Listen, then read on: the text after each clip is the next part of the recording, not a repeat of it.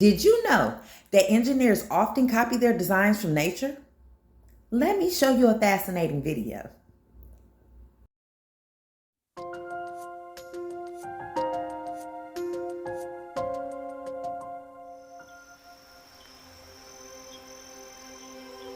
Every year, plants, bacteria, and algae Earth-wide make around 150 billion metric tons of food for themselves and almost every other living thing on Earth.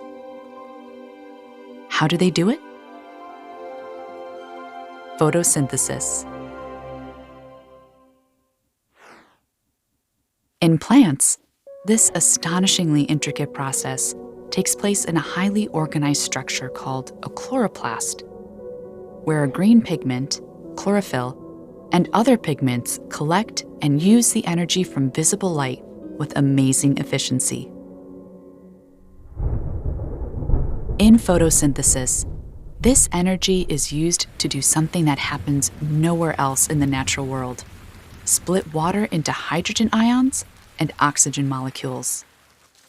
Hydrogen ions combine with carbon dioxide to make sugar, which can be used by plants to make all the other complex molecules that they need to grow.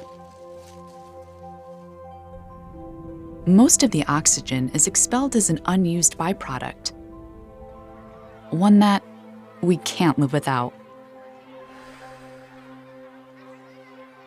About half of the oxygen we and other organisms breathe comes from phytoplankton, microscopic organisms that drift in the ocean. And the smallest one yet discovered, a cyanobacterium, is also the most abundant.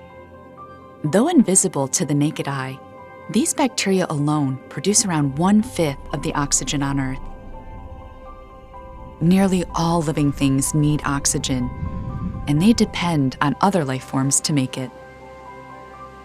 The amazingly complex process of combining carbon dioxide with the water that constantly cycles on our planet and energy from the sun gives us every bite of food and every breath of air we need.